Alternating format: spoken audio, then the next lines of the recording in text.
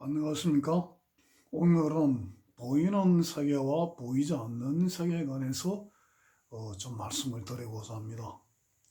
이거 제가 늘 드리는 말씀 중에 하나인데, 이 세상은 보이는 세계가 다가 아닌 것이죠.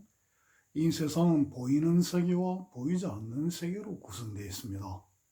그런데 이 보이는 세계와 보이지 않는 세계가 따로 동떨어져 존재하는 것이 아니라 중첩이 되어 있습니다. 그러니까 보이는 세계와 보이지 않는 세계가 함께 있어요. 그런데 이 보이는 세계는 근원이 보이지 않는 세계입니다. 보이지 않는 세계에서 보이는 세계가 나옵니다.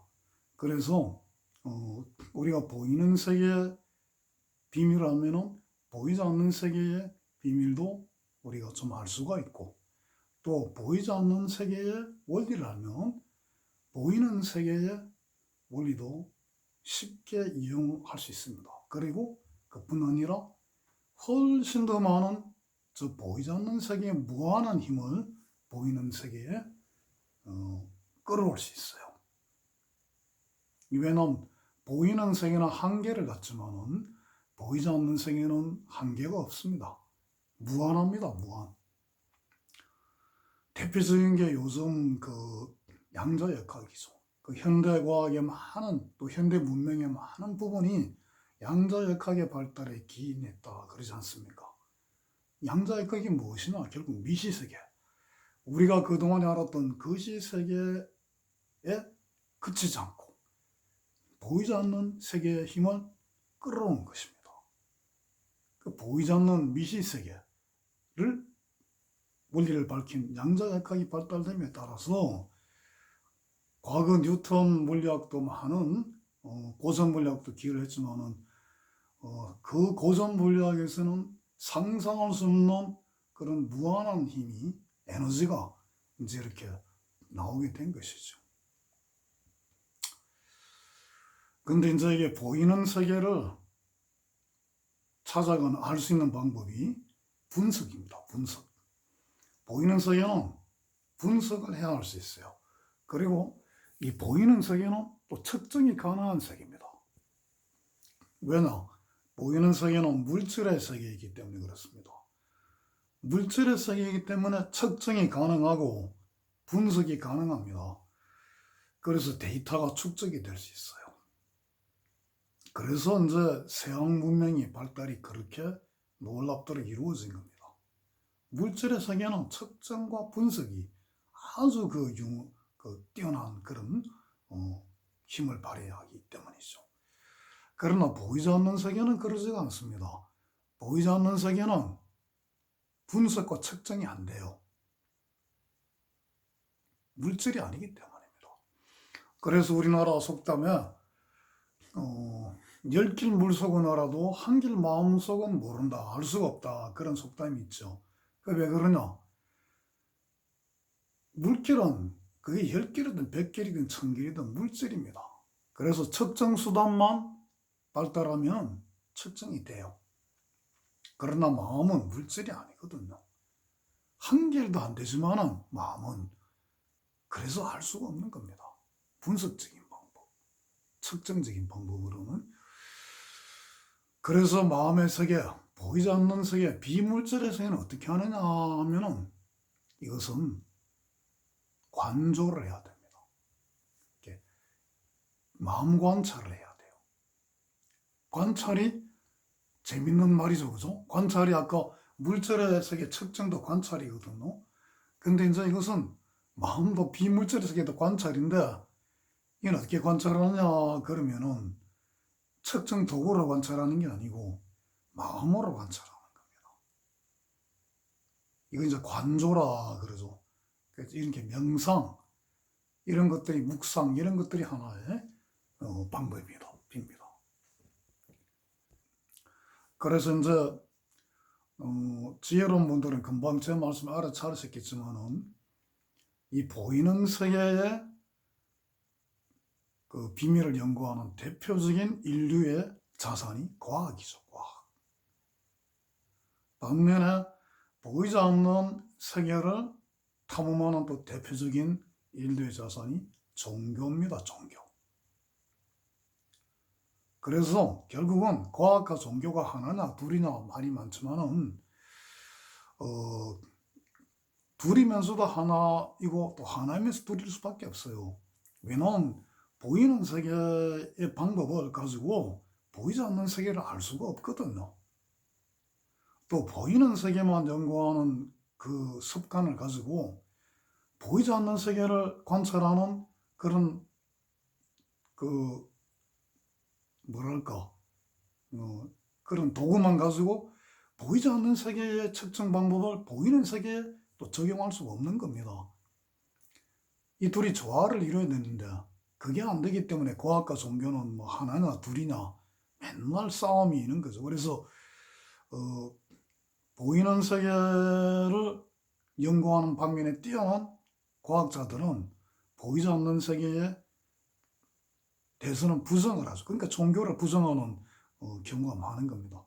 그러나 이 보이는 세계에 굉장히 깊이 들어가다 보면 보이지 않는 세계가 있는 걸 어렴풋이 느끼게 됩니다.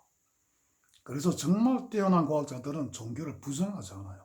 다만 종교가 자꾸만 신과 연계되기 때문에 창조주와 연계되기 때문에 종교를 부정하는 이 현대 뛰어난 과학자들이 많아지는 겁니다. 이건 오늘 주제 이거 더 깊이 들어갈 수 있습니다만은 이 정도까지만 이야기 드리겠습니다. 과학과 종교를 전혀 대립된 개념으로 이제 보시면 안 됩니다. 과학은 과학대로의 영역이 있는 것이고 이제 종교는 종교대로의 영역이 있는 것입니다. 관찰하는 대상이 달라서 그래요. 근데 결국은 나중에 만나게 됩니다. 왜냐 보이는 세계는 보이지 않는 세계에서 나왔고 또 보이지 않는 세계가 보이는 세계와 함께 있기 때문입니다. 이거 간단히 끝내려고 그러는데 벌써 이 이야기가 길어지네요. 여기까지만 하고 이제 그 나머지 시간은 이걸 어떻게 응용하느냐 조금 소개만 해드리겠습니다. 그래서 이제 그 보이는 세계에 그 문제가 생길 때 또는 보이는 세계를 살아가는 방법은 보이는 세계의 규칙을 따라야 돼요. 그러니까 과학은 과학으로 해결해야지 과학을 종교로 자꾸 해석하려고 그러면 안 되는 겁니다. 보이는 세계는 보이는 세계의 규칙이 있어요. 룰이 있어요. 룰이. 또 힘이 있고. 그래서 보이는 세계의 1차적인 해결은 모든 것이 보이는 세계의 방법이 돼야 된다는 거죠. 그러나 때로는 보이는 세계의 방법이 한계에 부닥칠 때가 있습니다. 도저히 보이는 세계의 방법만 동원해 가지고는 안 되는 경우가 있어요. 그때는 보이지 않는 세계의 힘을 빌려야 합니다. 예를 들면 아주 불치의 병이 걸렸다. 우리가 병에 걸렸을 때 그걸 병을 치료하는 방법이 뭡니까? 현대의학이죠. 현대의학이 그 힘을 빌려야 됩니다. 그런데 보이는 세계는 보이지 않는 세계에서 나왔으니까 이 병도 보이지 않는 세계의 힘을 이용해야 되겠다. 이렇게 나가면 곤란한 겁니다. 이렇게 나가면 일단 눈에 띄는 현실적인 문제는 현실적인 방법으로 다 이렇게 대처를 해야 돼요. 그러니까 현대의학의 힘을 빌려야 돼요. 그거를 무슨 구슬한다든가 무슨 종교단체에 가서 기도를 한다든가 아주 그냥 보면은 시간 낭비하는 그런 방법이죠. 그러나 우리가 다 아다시피 현대의학이 낯설 수 없는 병들이 있지 않습니까? 그런 병에 부닥쳤을 때는 현대의학의 힘을 빌리긴 하되 보이지 않는 저 세계 근원의 힘 그걸 빌려야 돼요. 그리고 이제 그 빌리는 방법이 여러 가지가 있는데 대표적인 방법이 명상입니다. 명상과 상상. 이제 종교적으로 들어가면 불교 같은 경우는 주문 같은 것도 있어요. 그런 것도 있고 한데 일단 우리 일반인들이 그 제일 보이지 않는 세계의 힘을 이용하는 방법은 명상입니다. 자, 여기까지만 또 이야기 드리고 나머지 또 부분은 그 부분은 또 따로 이야기를 드려야 될 것 같아요. 길어지니까. 그리고 이제 또 하나 당부하고 싶은 오늘 이야기가 우리가 그럼 살아갈 때 어떻게 해야 되는가? 보이는 세계와 보이지 않는 세계가 그렇게 중첩이 돼 있다 그러는데, 그럼 우리는 어디다 마음을 두고 살아야 되느냐? 반반씩 마음을 두면 돼요. 그러니까 우리 몸은 보이는 세계의 산물 아닙니까? 우리의 몸은 보이는 세계의 방식, 그 현실에 충실하게 살아가시면 됩니다. 그러나 우리 마음은 보이지 않는 세계에 한편으로 둘 필요가 있어요. 의식하고 마음은 좀 다릅니다. 의식하고 마음은. 흔히 이제 뇌과학에서 마음이 우리 인체가 만들어낸 산물이다, 정보가 만들어낸 산물이다 이렇게 얘기하는데, 그건 조금 제 생각과 달라요. 우리가 몸이 만들어내는 마음이라고 생각하는 것은 그건 의식입니다. 그 의식은 물질이에요.